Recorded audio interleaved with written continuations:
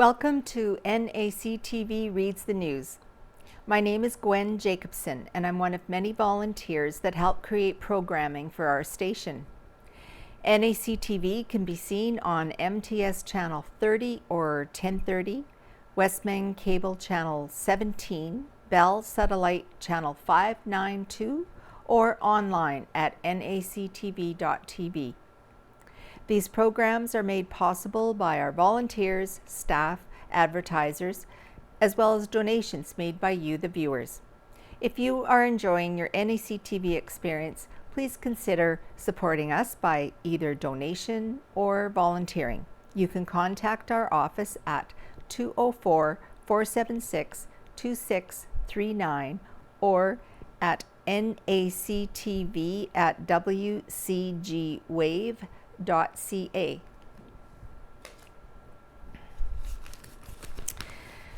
Okay, so this week's edition of the Neepawa Banner and Press is dated Friday, July 7th, 2023. And of course, we have to acknowledge Happy Canada Day from July the 1st. Canada Day celebrations got underway Saturday, July the 1st in Neepawa with plenty of activities for attendants to enjoy, including a horse-drawn carriage and fireworks, of course. Local family Dennis and Brielle Ramiro were just one of the many people who enjoyed the festivities. And there are more pictures on page 15, so I will just go there too. And here are pictured some of the activities that we're able to enjoy during the Canada Day celebrations at Riverbend Park in Neepawa. Here we have a handler for the reptile garden posing for the camera with one of the snakes that were available for viewing. The reptile garden had a wide assortment of animals on display. After posing for the camera, the handler introduces some of the curious youth in attendance to the reptile. Here we have kids enjoying taking part in the inflatable entertainment that was available, lining up alongside with their parents as they waited for a turn. They had some bouncy castles. And this was just one of the many fireworks that lit up the sky during the evening. Fireworks are an annual Canada Day tradition. Okay, back to the front page. New hotel in Neepawa starting to proceed by Ken Waddell of the Neepawa Banner and Press. One of Neepawa's biggest and most anticipated new business ventures is about to make some real progress. Last year, the big sign went up and some preliminary land work was done for the proposed Best Western Plus Hotel planned for the south end of the former CN property. Since then, area residents have been keeping an eye on the site just north of the junction of Highway 16 and 5 for clues about the project's process. Now, according to Marvin Beaumont, the spokesperson for the investment group spearheading the project, he said the tenders are out now and permits have been or are being obtained. More groundwork is expected to be done in the next couple of weeks, according to Beaumont. We hope to have the foundation work done by winter, said Beaumont. The new hotel is eagerly awaited by local groups, especially sports teams, as it will provide accommodation for events over and above the capacity of the 3 current motels.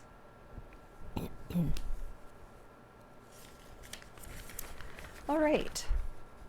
An awesome day in support of Dream Ride by Casper Werhan.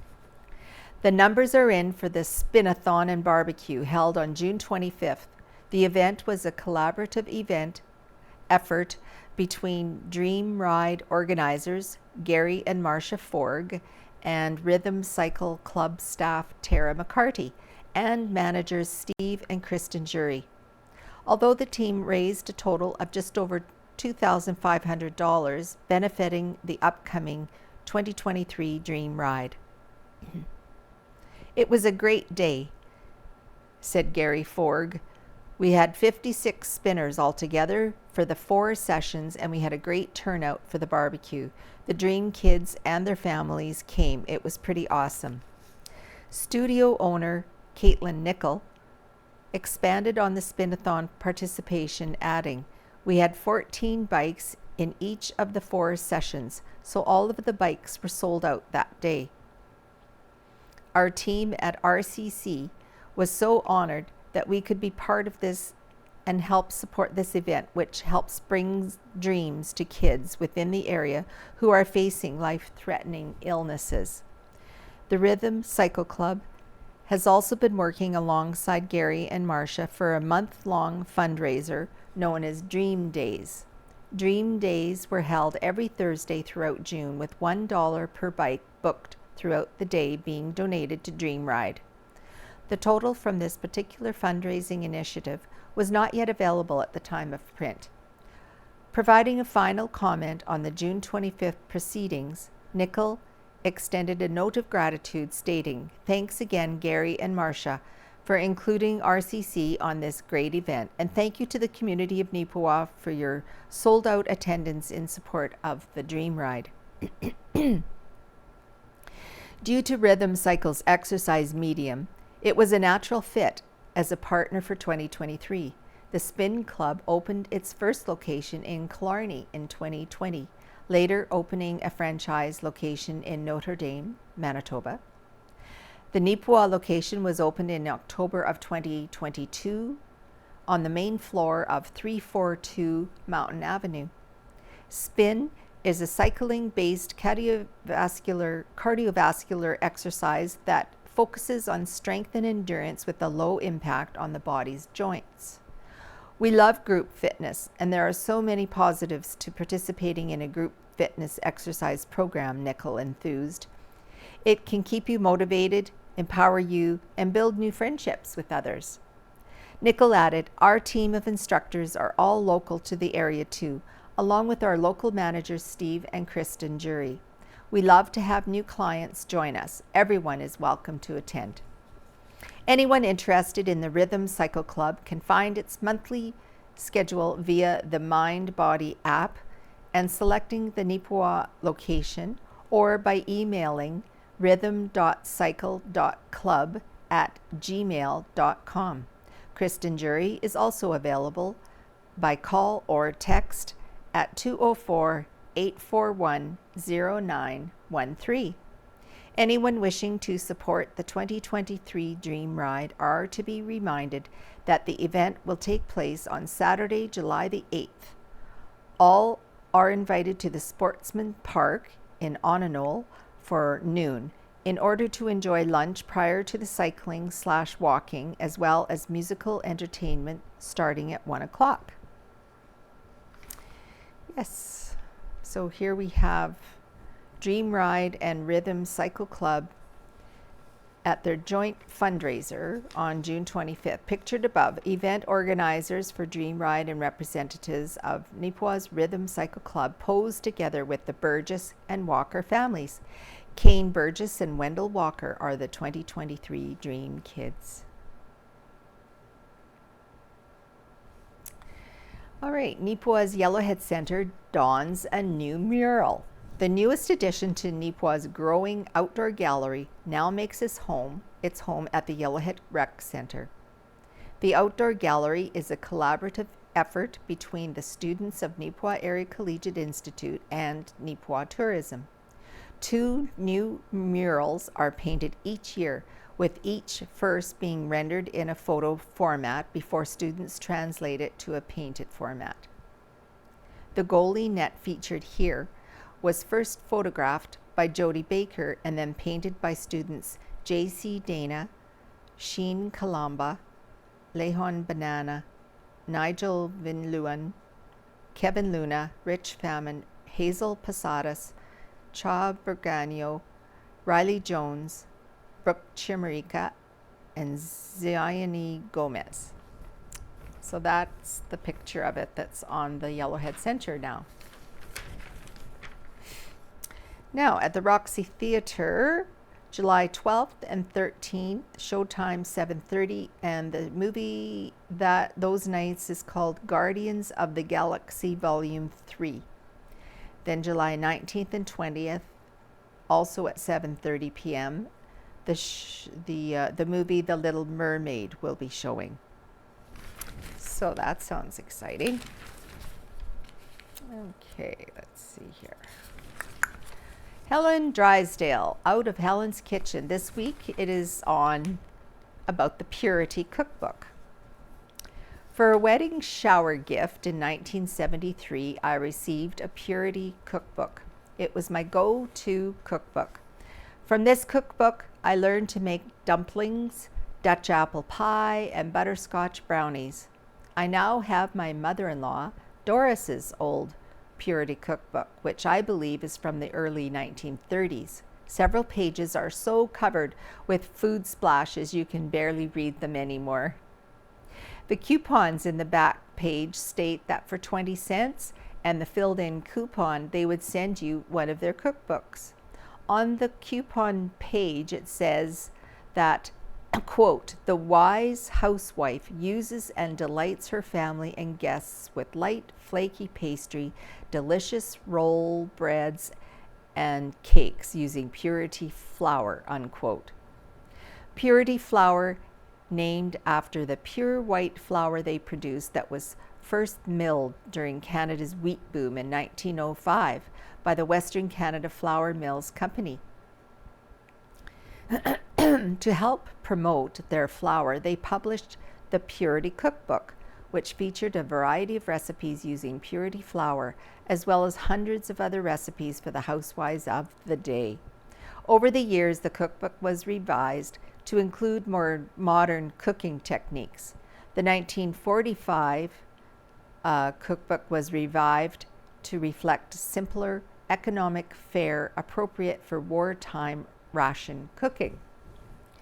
Chiffon cakes all started with Harry Baker from California in the 1920s.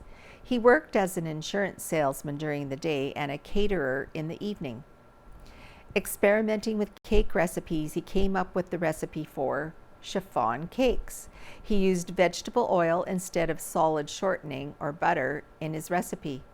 Classic chiffon cake combines the cloud-like texture of angel food cake with the use of egg whites, but has a far richer flavor provided by egg yolks and oil. Later, Baker sold his recipe to General Mills, and the recipe was released under the name chiffon cake to the public in a Betty Crocker pamphlet published in 1948. Better Homes and Garden magazine advertised the cake as, quote, the first really new cake in 100 years, unquote. From my Purity cookbook, my favorite recipe was chiffon cakes. These sound hard to make, but are not. First, ensure that the egg whites contain no egg yolk, as they will not beat up fluffy should they contain even small traces of the egg yolk. I separate each white into a small bowl, and if the yolk did not break, empty the white into the mixing bowl. Eggs containing yolk are set aside for breakfast fare. The other trick is to learn how to fold the egg whites into the batter. Folding with care to ensuring that air bubbles in the lighter egg white mixture are not burst by the heavier batter.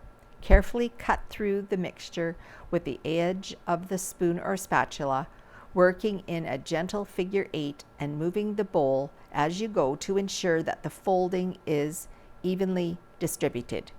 Do not stir.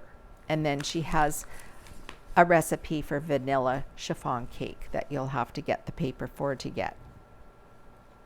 She also has variations for vanilla chiffon cake, orange chiffon, lemon, cherry, and maple walnut. So you'll have to try out that recipe. Next is Your Listening Ear by Delcy Martin. This week it's entitled Sexual Wellness Starts Here. We recently lost an icon. Sue Johansson, host of the Sunday night sex show, wasn't simply the host of a TV show, but a pioneer in sexual health education. She provided the world with a candid and detailed education in the world of sexual health in a time when talking about sexuality was taboo. She and other pioneers like her are the reason that we are in the academic field. We can openly study sexual health. There are still massive amounts of sexual stigmas in today's world, even though sexuality is a fundamental part of being a human being and an essential part of a healthy relationship. The sexual health education that we receive is inadequate at best. Studies have linked poor sexual wellness to depression, anxiety, and difficulty in maintaining healthy relationships. You see, our sexual wellness and mental wellness are inextricably linked. Sexual wellness is not limited to what occurs in the bedroom, but also encompasses your relationship with your own body, your relationship with your gender identity and orientation, and your relationship with others' expression of their own sexual wellness.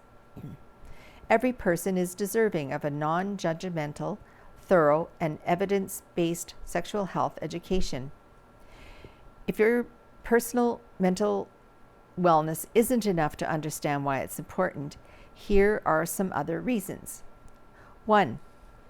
Because there is someone out there who feels disgusted by their own body and doesn't realize that everybody is different and every body is perfect in its own right.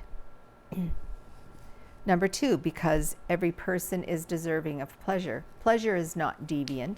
Pleasure is also an essential part of human experience.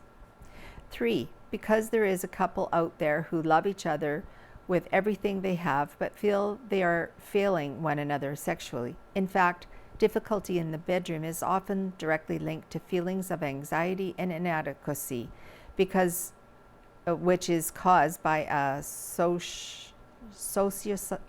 societal stigma that we are undeserving of pleasure, that sex for anything other than childbearing is deviant, and an atrocious lack of knowledge about giving and receiving pleasure.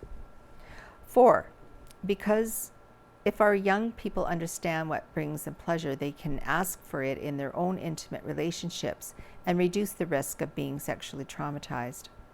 And 5, because we shield our young ones from adequate sexual health education and expect them to magically be able to navigate an adult sexual relationship when they reach the age of majority.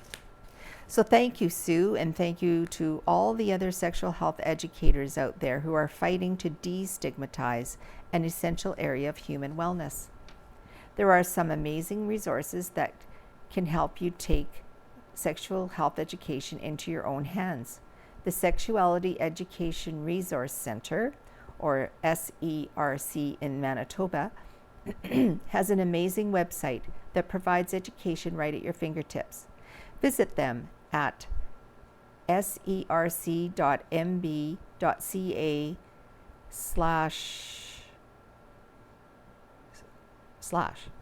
You can also phone them at the Brandon office. I have spoken with them and they are super friendly and helpful.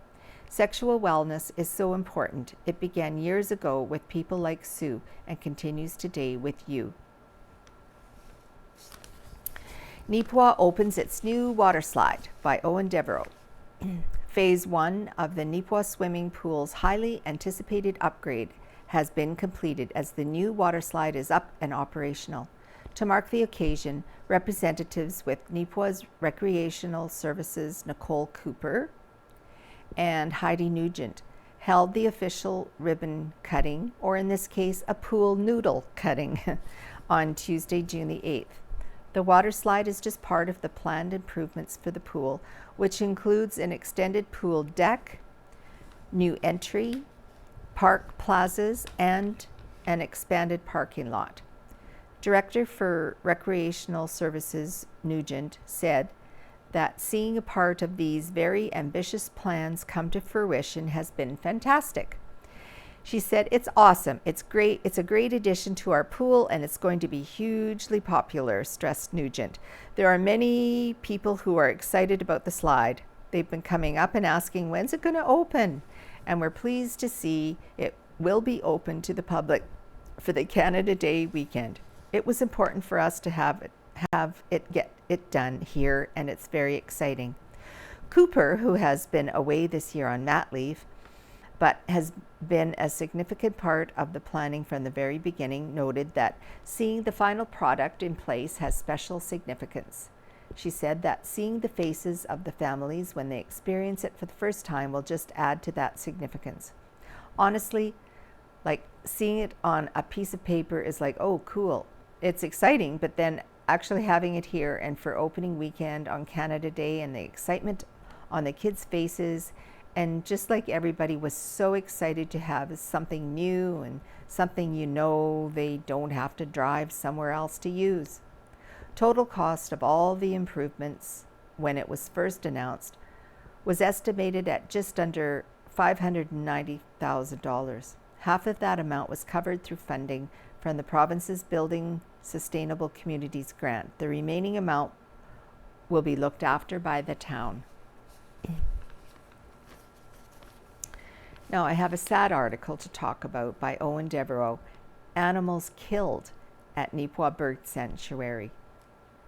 An unfortunate discovery on Wednesday, July the 5th, for volunteers at the Neepawa Bird Sanctuary, as several of their animals were found dead.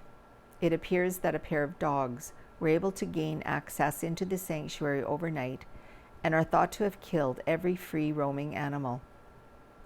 Bird Sanctuary volunteers confirmed by their social media that the deceased animals discovered include an entire silky chicken family and their babies, as well 6 young adult chickens, a bantam hen with a baby chick, another hen that just hatched out a peahen, and a fluffy lop rabbit passed away. There are also 2 young cats that frequent the area that remain missing as of July the 5th.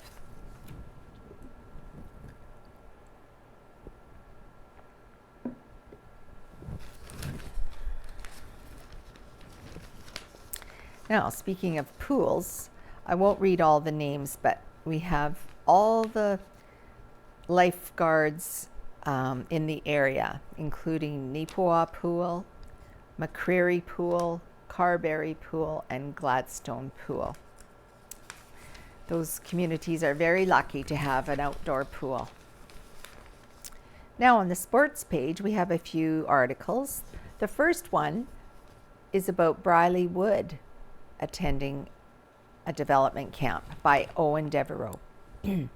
This week, Neepawa Titans forward Briley Wood has done something every aspiring hockey player dreams of: showcase their skills in front of NHL scouts and coaches. On July the 2nd, the Colorado Avalanche announced the 20-year-old Rivers product is one of the prospects they invited to their player development camp. The camp was held in Denver from July the 3rd to the 5th and features a young crop of Avalanche draft picks, free agent signings, and invites. The majority of the camp consisted of on-ice sessions culminating with the Burgundy versus White 4-on-4 game. Neepawa Cubs lose twice in SCBL by Owen Devereaux. It was a rough week for the Neepawa Cubs as they dropped a pair of games on the Santa Clara Baseball League schedule. First, the Cubs found themselves figuratively handcuffed at the plate by A's pitcher Alex Clausen, which led to a 3-1 loss in Austin on June 28th. Clausen picked up the complete game victory by allowing just 4 hits over 7 innings. He also struck out 11 Neepawa batters on their way to the win. A few nights later, a late game comeback fell just a little bit short for the Cubs as they were defeated 10-9 by the Carberry Royals. In this game, the Royals jumped out to a seemingly insurmountable 10-1 lead after 3.5 innings of action. The Cubs slowly climbed back into it, however, with a pair of runs in the bottom of the 4th, 1 more in the 5th, and then an impressive 5 in the bottom of the 7th. The Royals finally were able to put an end to the near meltdown and pick up the more dramatic than they expected victory. These losses dropped the Cubs to 4-9-0 into a tie for 5th place in the Santa Clara, standing with the Minnesota Mavericks. Neepawa closed out its regular season with a road game versus the Portage Padres. That game was played just after the banner and press publication deadline on Wednesday, July 5th. The final home game of the Cubs' regular season is set for Friday, July the 7th against the Plumas Pirates, who are 8-3-0 with a start time of 7 o'clock p.m. at the agricultural grounds. And one more is about Jet Turner heading to dual provincials by Owen Devereaux. The exceptional track and field season for Neepawa's Jet Turner has been extended thanks to an invitation to a premier event in Saskatchewan later this month. Turner, who competes in javelin, discus, hammer, and shot put for NACI, has been chosen to compete at the under 16 and under 18 dual province championships scheduled for Regina from July 21st to 23rd. This is the second consecutive year where Jet will represent Team Manitoba, as in 2022 she was a part of the under 16 squad and won gold in javelin. For this year she will compete in the under 18 category. Along with Turner, several members of William Morton Collegiate will also be participating in that competition. Just before Jet heads west, she'll have a chance to prepare for the competition by taking part in the Legion Youth Track and Field Championships taking place in Selkirk on July the 7th and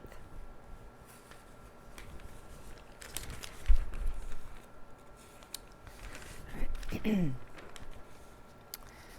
Now we have some pictures here that the Beautiful Plains Museum has in their building. On Tuesday, September 1st, 1936, a new CPR streamlined train pulled into Neepawa's CPR station. The occasion was a very big one, with a crowd appearing in large numbers to take in the sight. So here we have a full view of the train on the tracks, lined on both sides by curious citizens. The CPR station building, now the Beautiful Plains Museum building, can be seen in the background, right there. Here is a view from another angle, also providing a glimpse of the vehicles being driven at the time.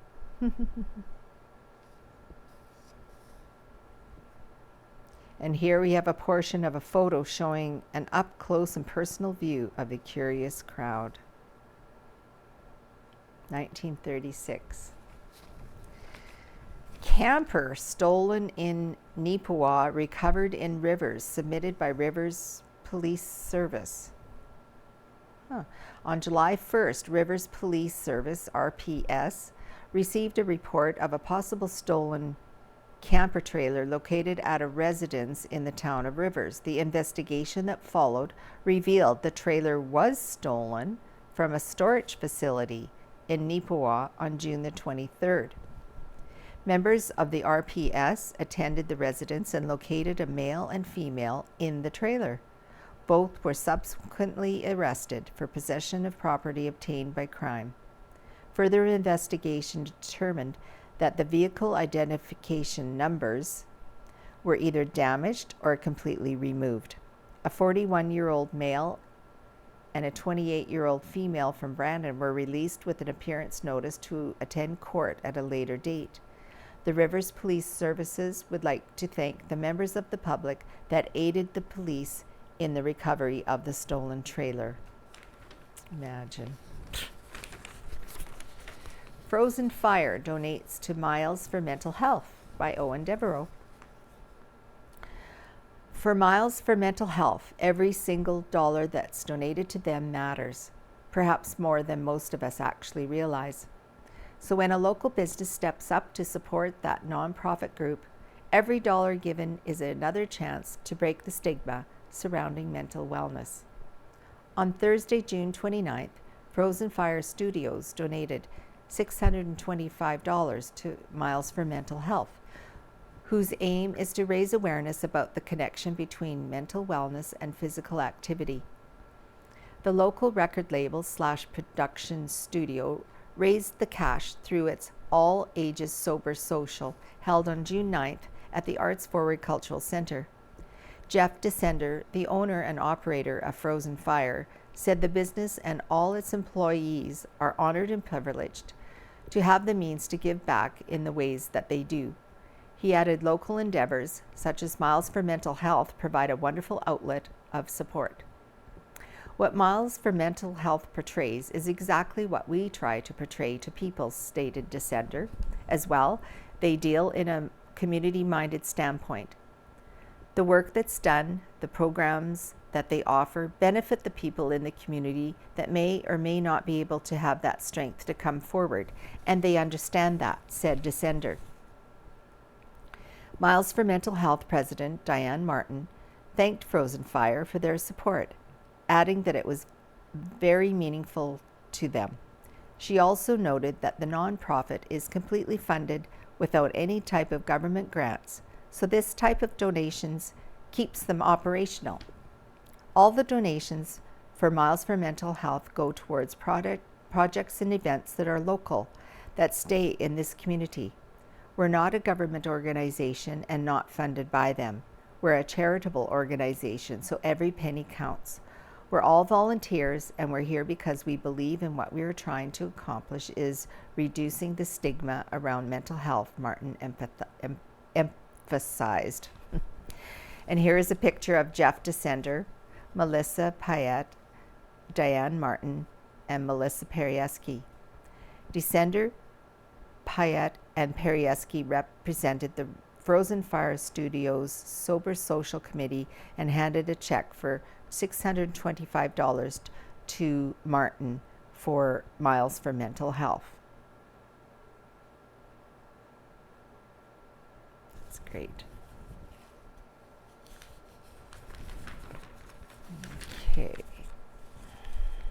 Now I'll just go back here.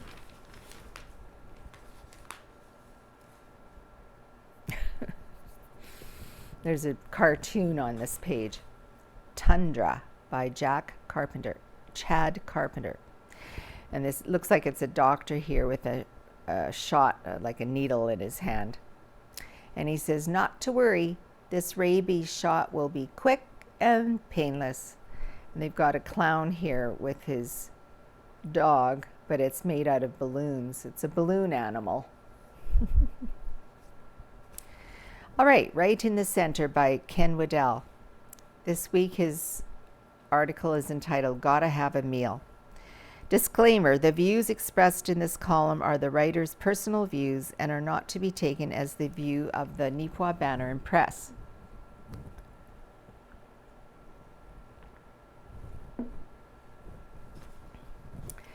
Our slightly changing work and life patterns have taken us on many road trips this year. We travel every week to Rivers to deliver papers, and we have had several trips to follow our great-grandsons' very young sports careers. All our trips have been day trips, and that means eating on the road. If I don't mention a particular food establishment in this column, it's not meant as a slight. It just means we haven't been there yet. Throughout the readership area of the Rivers Banner and the Neepawa Banner and Press, we have had some awesome breakfasts, lunches, and dinners. If anyone has noticed my physical profile, you will realize that my wife is a pretty good cook and baker, so I know good food when I see it. On some of our sports jaunts, we travel to Glenboro. The little Glenboro Drive-In serves up an excellent selection of food. It's easy to find and has lots of parking right off Highway 2. Great milkshakes, too. On another sporting jaunt, we ate at the Summer Shack at Carberry. Very good food and ice cream there as well. Earlier this year, while out with friends on a road tour, we stopped for ice cream at the Lickety Splits Drive-In at Gladstone. I love the name of that one. It was too early to eat a meal, but it's never too early for ice cream. Judging by the traffic that is usually there, the meals are pretty good. In Rivers, we make a stop every week at the Honey House restaurant and bakery. It's the place to go for the coffee crowd, and they serve very good meals, a great cup of hot chocolate, and my personal favorite is the Philly steak and cheese sandwich. The Honey House is large by rural standards and has an excellent bakery and a small gift shop. Speaking of bakeries, the Gladstone Bakery and Eatery, in addition to great bread, buns, and donuts, serves up a good breakfast. On a family visiting trip, we stopped at the Briarwood in Kenton. Really good food served in a nicely fixed up historical building. Heading north out of Neepawa takes you to the Farmer's Daughter restaurant located in the Kelwood Barn. It's a great place to slow down, catch your breath, visit a bit, and enjoy the beautiful view to the west of Riding Mountain. The food is very good, and I especially like the fish and chips. At home in Neepawa, we haven't had a chance to try every restaurant this year, but we have enjoyed meals at Lee's Restaurant, the Bamboo, Bruise Brothers, Boston Pizza, Chicken Chef, Uncle Tom's, and the Neepawa Golf Course Clubhouse. That clubhouse, with possibly the exception of the Farmer's Daughter at Kelwood, has the best view. By reading the above words, you might assume that all we do is drive and drink. As I said, life and work changes. With great-grandchildren to watch in sports and with spending more time on the road for work, we cover a lot of ground, mostly half-day trips. The restaurants and drive-ins we have mentioned are all good and deserve our patronage. By the way, our work pattern has changed as we and our staff deliver our newspapers to most of our communities directly now. We do direct delivery whenever possible, and we see a lot of country and a lot of miles in all kinds of weather. I have been involved with small towns all my life. I was raised at Holland, Manitoba, and except for 5 years of my life have always lived in or near a small town. The localized service that you get can't be beat. So whether you are traveling for work or pleasure, to me work is pleasure, be sure to patronize the small town businesses. You stopping by means a lot to them. Times are good in many ways, but times are also tough. Be sure to look after the people around you. Homebodies by Rita Friesen. This week it's entitled 2 Pails of Strawberries. The invitation to join a friend and go pick strawberries was irresistible. This year our little patch suffered from the winter, so while we will graze, there will not be enough fruit to stash away in the freezer. The field was within easy driving distance, the rows clear from weeds, the berries plentiful and tasty. I had taken 3 pails along, thinking to perhaps fill them all. However, I had taken enough cash along for only 2 pails, and so it was that within a very short period of time I had 2 heaping pails of juicy red berries. And I felt little regret at heaping my pails. I did note that as I walked them back to the car, and it wasn't a long walk, that the pails were heavier than I remembered, actually feeling a slight strain by the time I popped the trunk. Then again, to be fair, it has been many years since I have gone to a U-Pick farm. They looked lovely sitting on the counter. Experience has proved that it would be best if they were processed quite quickly. My grandchildren love freezer jam, strawberry sugar as much as my children did. Back in the day, when there were 5 children at the table, the aim was to have at least 52 cup tubs of various jams in the freezer for the year. Mostly strawberry, but some raspberry, and the rule was that not more than 1 container a week could be retrieved from the freezer. I know that sounds like a lot of sugar, but the household totaled 7 with many guests, and toast and jam was often a meal and or bedtime snack. Faced with 2 pails, simply 2 pails of berries looked daunting. I got 2 batches of freezer jam processed and then slipped into freezing the rest, some in glass jars and some in bags. It took much more energy and time to prepare the fruit and get it into containers. It felt that the cleanup was endless. Remembering that in the day, jam making was slipped in the day between 3 sound meals, chores, laundry, partnering, and parenting. Now it is a day's achievement. Being half tech savvy, I sent the grandchildren a snap of the glistening red jam jars. Their response was encouraging and rewarding, made the hard work of picking and preparing worthwhile. Too often I reflect how much work I got done in a day or a week, along with all the other responsibilities I embraced. That is a discouraging path for me to wander down. I don't always need to look in the mirror to be reminded that I am 77 and a half. It is more advantageous to remind myself of all that I am able to accomplish. In the month of June, I treated the deck boards, repainted a living room wall that I inadvertently splashed with wood stain. Always cover the lid of a paint or stain can before tapping it with a hammer. I am keeping up the yard and garden, and the house is livable. I'll take those as wins.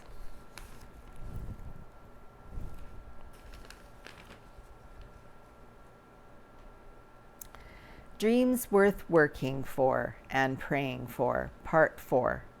Faithfully Yours by Neil Stoshine. As a child, I was taught that one always showed respect for the privacy and property of others.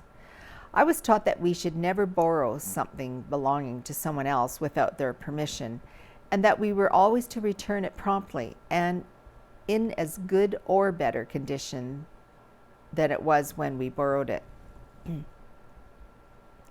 Another law, in our house at least, was that in the summer you did not cut across people's property to get from one place to another, not even if there was an old wagon trail that many others used for that purpose.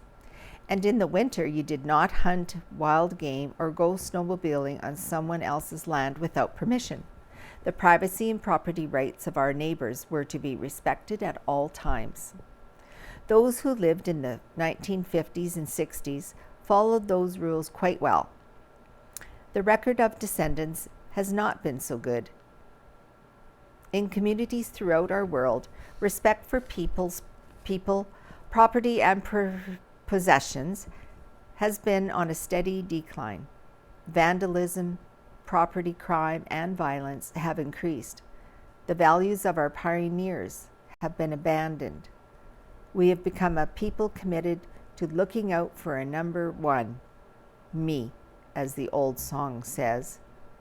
We want to make names for ourselves, and we will do that even if it means resorting to immoral or illegal activities. Evidence of this attitude is not hard to find. It is seen in small acts of vandalism, like tipping over large flower pots or garbage containers found on a town's main street. It is seen in something as simple as the theft of a candy bar from a convenience store, or the pilfering of a decoration from the exterior of a private residence. It is seen in the spray painting of offensive graffiti on houses of worship and the desecration or destruction of public monuments or memorials. It is seen in acts of arson, major theft, and violent acts that severely damage the emotional or physical well-being of another person. It is seen on the misuse and abuse of the vulnerable in our world, children, seniors, the poor, the handicapped, and others. It is most visibly seen in a callous disregard for human life, whether it is one person taking the life of another or one country invading, conquering, and subjugating people whose only fault is living in a different country, or being part of a different racial or cultural group, or following a different religion, or worshiping a different god.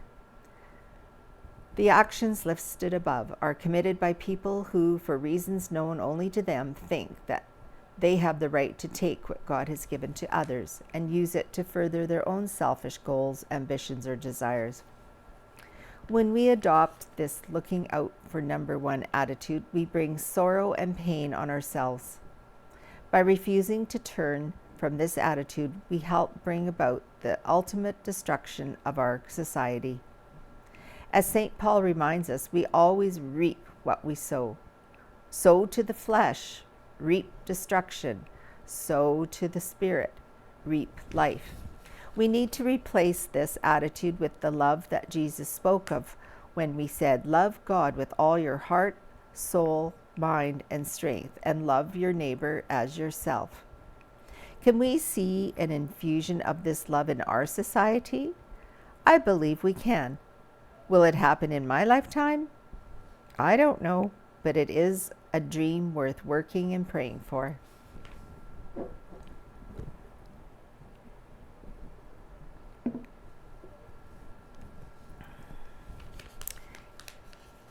Margaret Lawrence Home to host garden party, submitted by the Margaret Lawrence Home Committee. The Margaret Lawrence Home Committee is excited about our upcoming Manawanka Garden Party, a fundraiser happening on Saturday, July 15th. It runs from 9:30 in the morning until 3 in the afternoon. This second annual Art in the Garden event provides you with an opportunity to tour 4 local gardens and see artists at work. Simply pick up your garden pass at the Margaret Lawrence Home, and then you may tour the gardens at your leisure. You do need to you do need to show your garden pass at each site, so be sure to stop by the Margaret Lawrence Home first. The passes will be available for purchase at the museum starting July 8th at a cost of $20 each, and may also be purchased up until 2 p.m. the day of the event.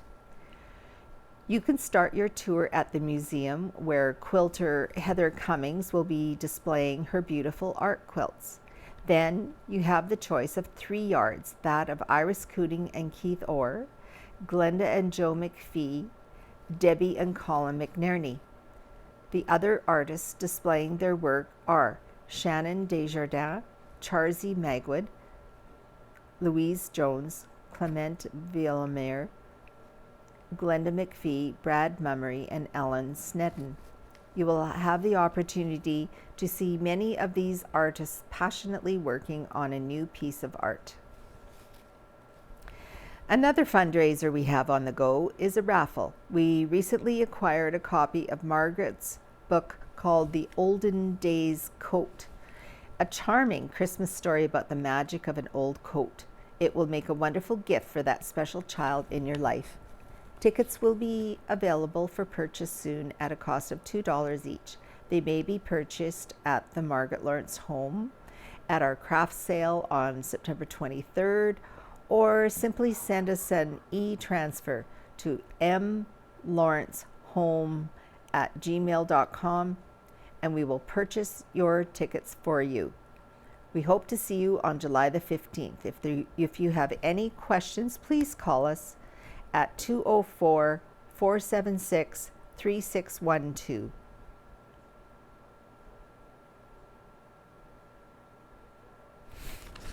Okay, and the last article, well, maybe I'll do this too.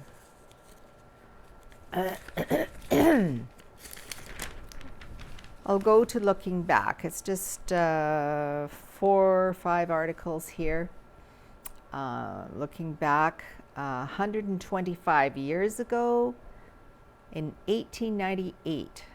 Jeepers, it's hard to believe that this paper is that old.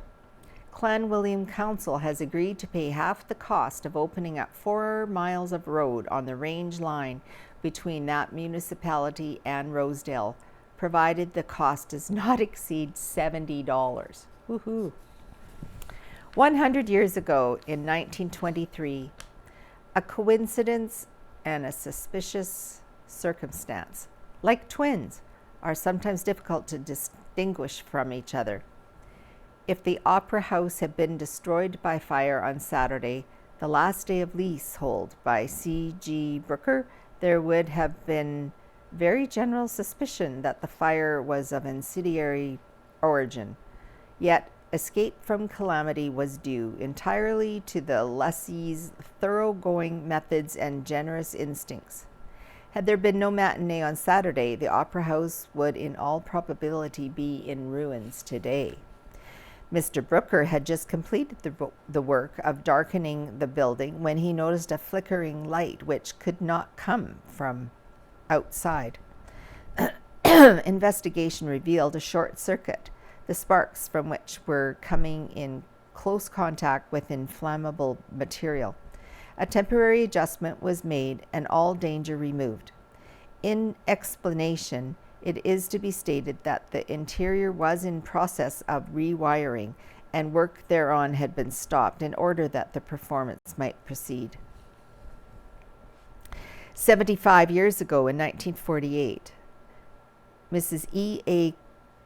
Coates, the Hut, West St. Paul, and Mrs. John Thorlifson entertained at tea on Saturday, June 19, 1948, in honor of their aunt, Mrs. Agnes Coates, who celebrated her 90th birthday on that day. In Riding Mountain, work has begun on the new two-room school. William Wiley of Neepawa is the contractor. 50 years ago, in 1973, a fire in the Mountain Road district destroyed the house, 2 granaries, a barn, and 3,000 feet of lumber on the Peter Wansall farm, approximately 1 mile north of Mountain Road, Monday afternoon. Joanne Elliott, daughter of Mr. and Mrs. Murray Elliott of Eden, graduated from the Misericordia General Hospital School of Nursing in Winnipeg on Sunday, June 24th. The exercises were held in the Centennial Concert Hall. She will be working at the Health Science Center in Winnipeg. The Neepawa Cubs garnered first money of $100 in the BPAS Fair Day Senior Baseball Tournament Saturday when they registered a 7-4 win over the Plumas Pirates in the final game of the 6-team event. 20 years ago, 2003, Dwayne Yerix, pictured here, of Neepawa, was officially inducted into the Manitoba Baseball Hall of Fame in Morden earlier this month. He said it was a proud moment for sure. He's a spry 73-year-old who was one of 16 former players inducted at the 7th annual ceremony. He pitched from the mid-40s to the mid-50s with teams in Eden and Spring Hill before moving to Winnipeg, where he managed the St. Avila Royals. Returning to Neepawa in 1970, Yerix managed the Neepawa Farmers for 4 years and the Neepawa Cubs for 1. With the Farmers, he was once named Manager of the Year in the Yellowhead League and led the team to gold and silver in provincial play. Okay. And there are 3 articles that I'm not going to read because there's just too many names written down, but it is announcing all the scholarship and proficiency awards for Carberry, NACI Neepawa, and bursaries and award winners in NACI Neepawa. So you'll have to get a paper to look at all of those awards because there's just so many to read. Anyways, that does it for this week's edition of the Neepawa Banner and Press.